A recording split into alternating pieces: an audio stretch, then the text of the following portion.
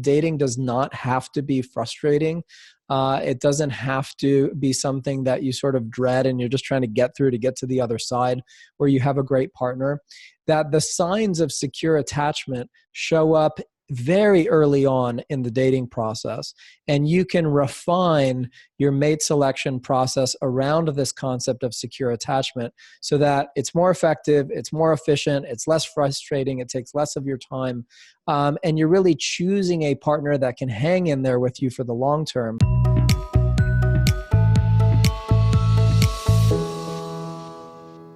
Welcome to yourbrilliance.com. I'm your host, Amy Waterman. So imagine you've got two guys vying for your attention. Bachelor number one is a really, really good guy. He shows up on time. He never leads you on. He is who he says he is. He's just fantastic in every way. Bachelor number two is like none of those things. He is unpredictable. He promises you the moon one minute and just cancels on you the next. You've got to work to spend any time with him.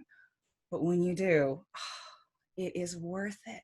He is exciting, he's fun, he's a little bit dangerous, and he just sweeps you off your feet. So be honest with me, which guy sounds sexier? It's Bachelor number two, right? He's hard to get, so it seems like it makes him more of a catch. But our guest for today, John Howard, thinks that we don't have to choose between the boring good guy and the dangerous bad boy. A great relationship will make us feel both safe and secure and passionate and alive. And it's all thanks to the intriguing new science of attachment theory. So John is a psychotherapist and an educator dealing with the very latest in relationship science. He was one of 12 couples therapists selected to form the founding faculty of the leading neuroscience-based institute for training relationship therapists. And he even developed a relationship wellness program for Google. Welcome, John. Thank you, Amy. It's so nice to be with you.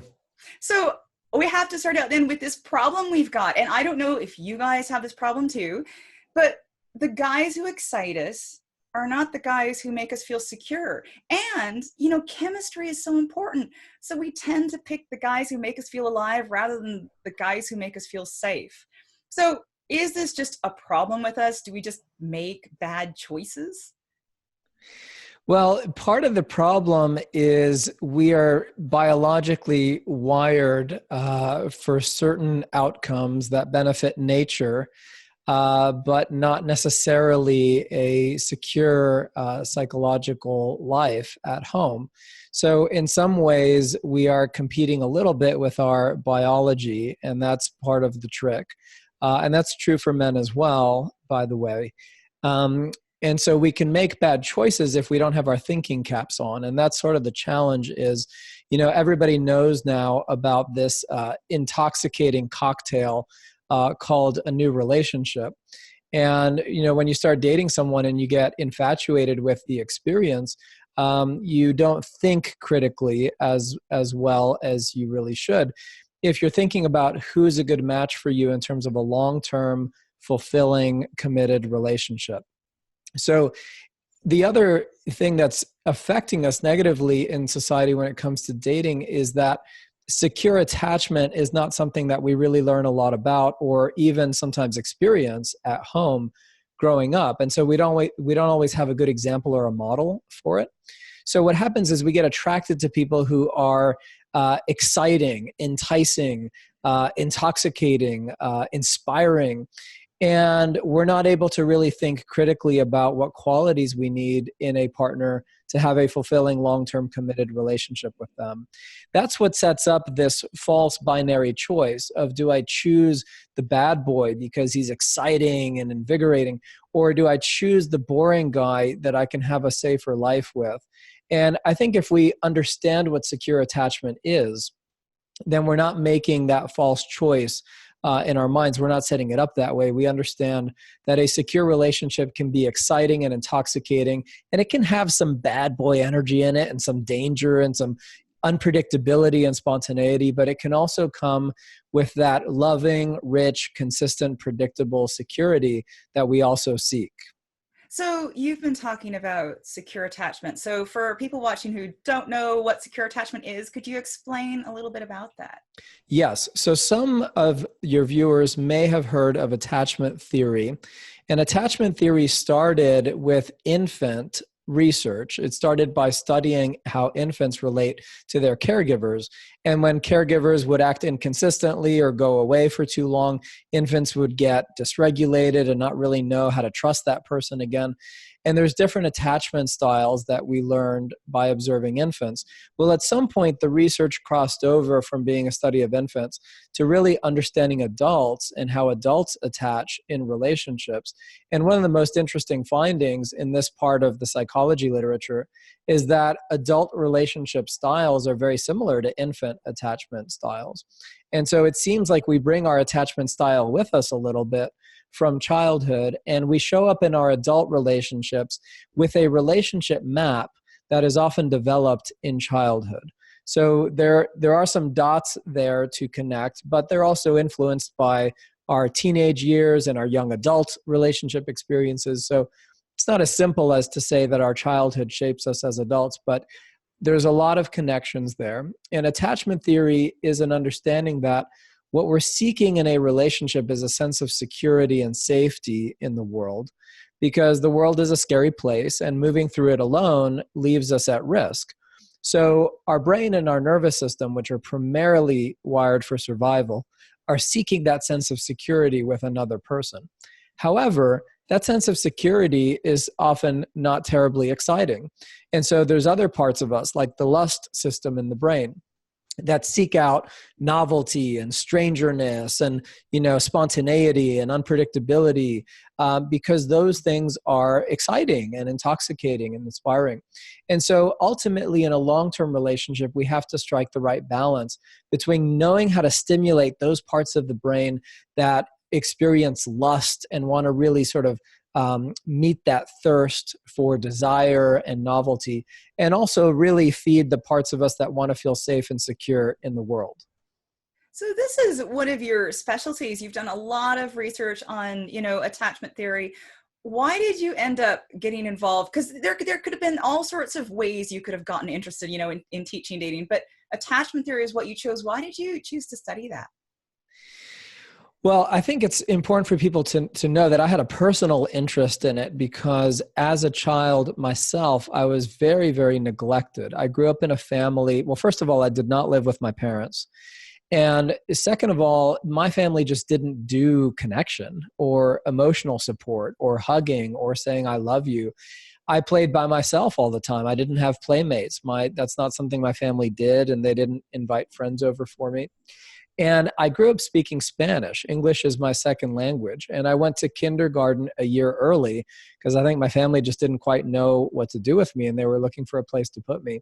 So I ended up in kindergarten a year younger than everyone, not speaking the language, not having a sense of emotional connection in my life, and just feeling really alone. And that sort of remained consistent for me throughout elementary school. I was the runt of the litter. I had starting in the second grade, these thick Coke bottle glasses because I had trouble seeing, which didn't help, my sense of self-esteem at all. I felt very isolated at home and at school. And right around the fourth grade is when I started questioning this world that I was living in. And I thought, well, why are we spending so much time talking about things that very few people are going to use at school, but we're not talking about the most important things in life, like how to feel connected with one another, how to love and care for one another, how to create meaningful, rich bonds that make us feel alive. And I think it's because as a kid, I just didn't have any of that. And I was waking up to the fact that I just felt really lonely in the world. So for me, my first few relationships didn't go very well. I wasn't good at relationship. As a young adult, I realized I just didn't have the skills. I couldn't show up as a partner, to really be a good partner for someone. So I had to learn all this stuff from scratch. And as I got into graduate school and became a therapist, I really understood that attachment theory is the science that explains how we go from not feeling connected in life to feeling connected in life. And that connection doesn't have to be boring and it doesn't have to be constantly predictable. It needs to be safe and secure enough, but it can also be playful and erotic and interesting and exciting. And so attachment theory is a very broad area that I found sort of solved a lot of the questions I had in my mind about how to feel more connected in life. I think that's a story that so many of us maybe can't identify with the particulars, but in the general, I think so many of us felt alone growing up, didn't feel like we had a lot to offer other people, didn't feel that we had a lot of friends around us. So are those feelings a sign that you maybe have an insecure attachment style? How do we find out whether, what our attachment style is? Well, so everyone has an attachment style, and it's all on a spectrum. So sometimes our attachment style is really obvious, and sometimes it's a little bit more subtle. And what we hope for is that it's secure enough to be a predictable partner for someone and to be able to have good communication with someone and, not just flip our lid every time we get upset and stressed and things like that. So we have to be reasonably secure to have a healthy relationship. But because attachment styles are on a spectrum, we're always doing something that gets in the way of having a great healthy relationship. In other words, we all come into relationships with issues. None of us are perfect. And what we need to understand is the specific ways in which we interrupt connection. And that starts in dating. Because if we're not available to create a bonded connection, then we're going to date somebody 2 or 3 times and it's going to fizzle out. On the other side of the coin, we may be prepared to have a secure, healthy relationship, but we don't really know what to look for in somebody else. And so they impress us too easily. They look like someone who's ready to connect, but they're really not. And we don't figure it out for 3 to 6 months. And that's a really frustrating part of the dating process, is cycling through that cycle of getting hopeful and then disappointed. And what's important is to really be able to verify, okay, am I prepared for a secure attachment? And is the person I'm dating or the people I'm dating, are they also prepared? And that eliminates some of the frustration in dating. What I'm thinking about now is, when we talk about insecure attachment, how many of us actually feel insecure when we're dating. We feel needy. We don't feel like we're worthwhile. We don't actually even feel sometimes that we deserve somebody who's secure. We think, we need people just as broken as we are. And we are told that insecurity, that neediness makes us unattractive. It makes us broken in some way. Do you think that's true? No, I don't think that's true at all. In fact, it makes me angry to hear that. I used to tour around the country, doing dating panels in different cities and working with different dating coaches, which is where I started developing an approach that I think really helps people date more effectively. And I used to hear that message on stage. Other dating coaches would say, you need to hide your vulnerability and your neediness. You need to just show up with a sense of confidence and like you have life mastered, because otherwise people will perceive you as weak and they won't want to date you or partner you. I think that's a recipe for disaster. Now, if you're trying to go on a lot of short-term dates, then maybe it's effective in that regard. If you're trying to build a long-term, fulfilling, heart-centered, connected relationship, you're starting off on the wrong foot.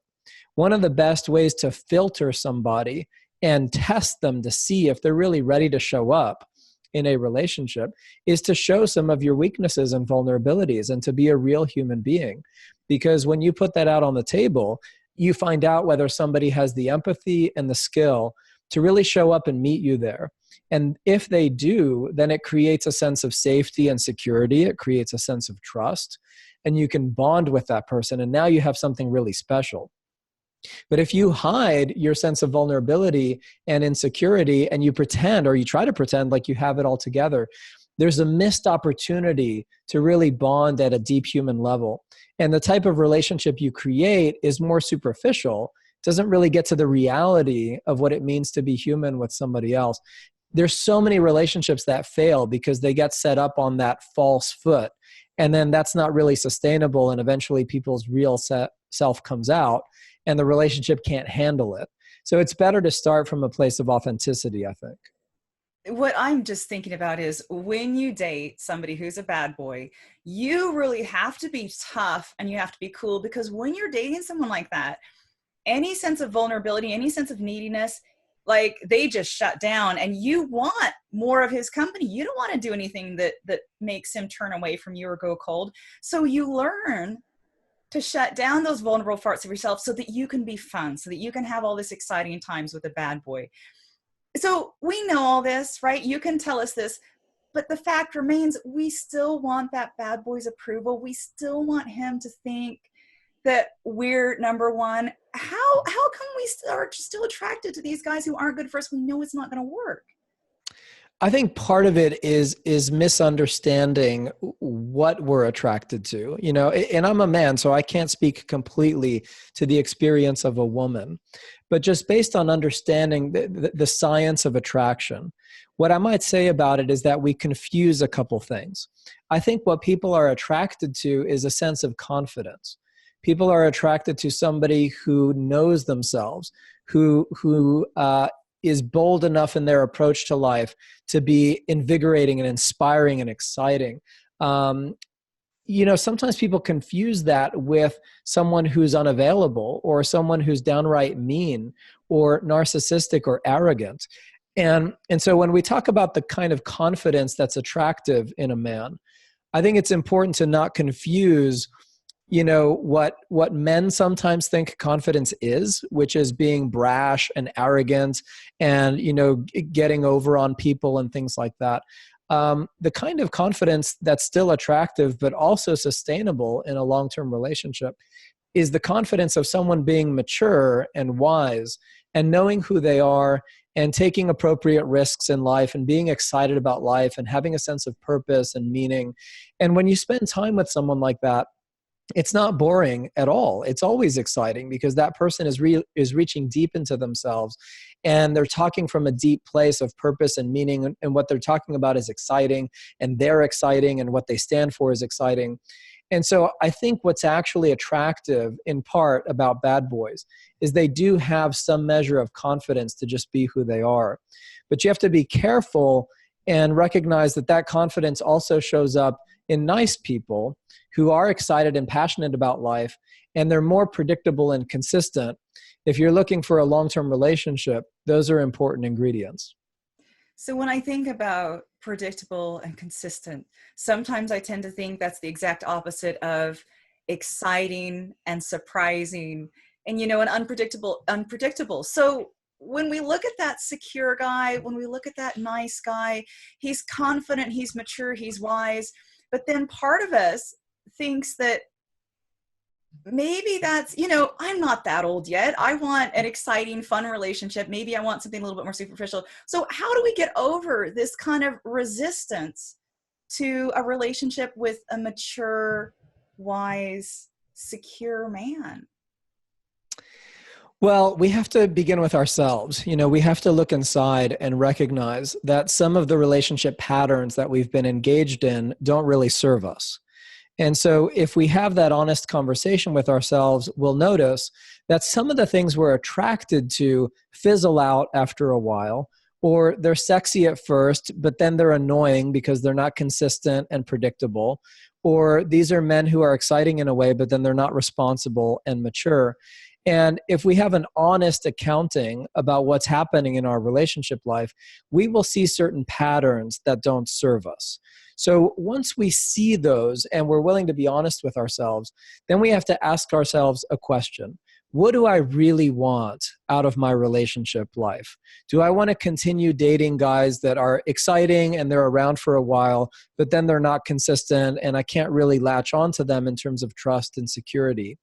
Or do I want a guy that I'm inspired by? Do I want a guy who's mature enough and has confidence that I really admire and appreciate and feel excited to be around, but also a guy who's prepared for a healthy long-term relationship, a guy who has a sense of emotional maturity and empathy and availability. And he's going to text you back when you text him about your plans that you made for tomorrow night, not leave you hanging, until a half hour before. And so you start to reckon with yourself in terms of what do you really want? Because if you don't specify exactly what you're looking for in someone, you're going to get intoxicated by what shows up. And in that new relationship energy, you're not going to be thinking straight. Before you know it, you're 6 months into a relationship that doesn't really bring the long-term qualities that you want. Now, those of us that are therapists like to also go a little bit deeper at times and ask you to go back to your childhood and just remember what it felt like to be around your dad, to be around your mom, to be around key figures in your childhood. Because very often these patterns of choosing someone who's not available, or choosing someone who doesn't treat us well, or choosing someone who's unpredictable begins often in childhood. And so that's part of the reckoning as well, is connecting the dots and saying, yeah, I guess, childhood was a little bit difficult for me emotionally in some ways, because I couldn't get certain things I wanted from people that mattered to me. And what happens is that gets wired in and becomes part of our mental approach to life. But the easy way to do that is to just take stock of the patterns we notice in adulthood. What are we doing to ourselves? What kind of people do we bring in? And we have to have an honest conversation with ourselves before we go seeking more people. So is noticing your patterns, is being able to see your patterns, being able to look at your child and think, well, I didn't get this from my parents. Is that level of awareness enough to change an insecure attachment style? Like, if we can see it, does that mean it's going to dissolve and now we're going to be able to make better choices? It's part of it, but it's not enough. What's exciting about understanding our attachment style is our styles are actually malleable. So they can grow and mature as we get wiser. And then we start to have healthier relationships. And that's really exciting. Those healthy relationships can come with, novelty and exciting sex and eroticism and romance. They don't have to be boring, but they have that right mix of security and intrigue. And the science of developing a healthier attachment style is, one part is that honest conversation with ourselves. What are we doing in terms of how we attract people and how we date? And, what patterns do we notice in our relationship life that play out over and over again? The other part, which is just as important, is trying to have healthier relationships. Because as an individual, there's only so much we can do to prepare ourselves for a healthier relationship. Keep in mind, a relationship is a new thing that two people co-create. It's never really existed before, and you can't just order it off the menu exactly the way you want it. It's always a negotiation with another person. You have to know how to be in that negotiation in a way that produces the outcome that you want, which means that you have to practice in real relationships. You can't just meditate or journal your way to having healthier relationships. That's a part of it. But what I tell people, if they're not in a partner relationship, is practice with your friends, practice with your family members. Take relationships that already exist in your life and make them better. Show up in a more vulnerable way. Create more intimacy, create better communication, create more bond, more trust. And if you're able to pull that off, then that suggests that you do have the skills that you need for a partnership. So what about online dating? So what if, you're not in a relationship? Could you practice these skills with the guys you meet online? Online dating is a big problem, to be honest with you, Amy. We love the convenience of it. It's so awesome to be able to sit in your living room and swipe through 100 profiles and just, see who messages you back while you're watching Netflix and eating popcorn. I mean, that part is really, really nice. The problem with online dating, especially for women, is that you get inundated with not very well filtered matches. And I get that these dating apps have algorithms and whatnot. You know what? They're not very good. The kind of filtering you can do on a dating app is like, race and, maybe religion and, things like that. That doesn't really matter a whole lot to a deeply connected, intimate relationship. So I'm a big fan of teaching people the ancient science of in-person dating. Now, I know that sounds sort of weird, but we're relying on these apps too much.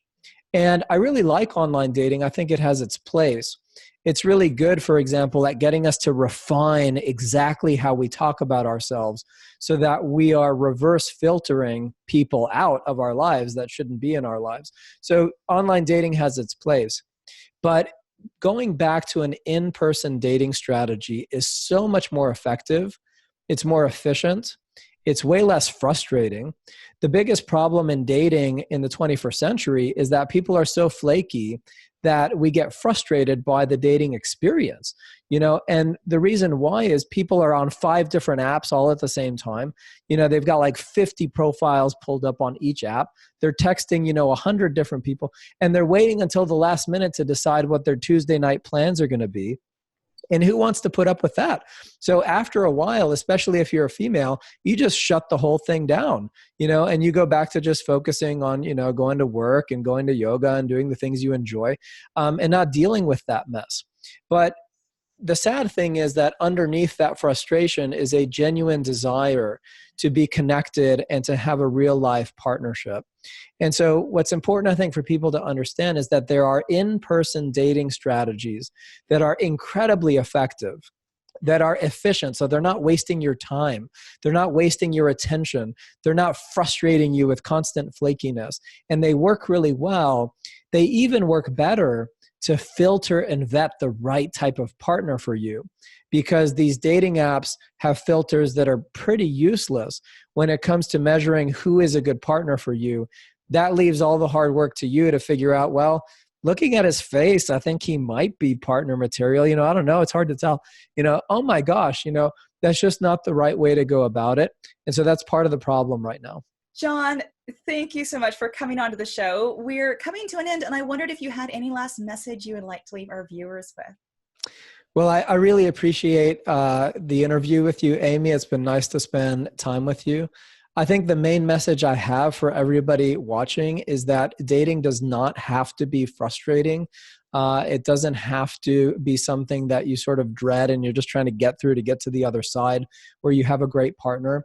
That the signs of secure attachment show up very early on in the dating process, and you can refine your mate selection process around this concept of secure attachment so that it's more effective, it's more efficient, it's less frustrating, it takes less of your time, and you're really choosing a partner that can hang in there with you for the long term, but is also exciting and inspiring and has that measure of confidence that's attractive without being the kind of guy that's really frustrating to be in a relationship with.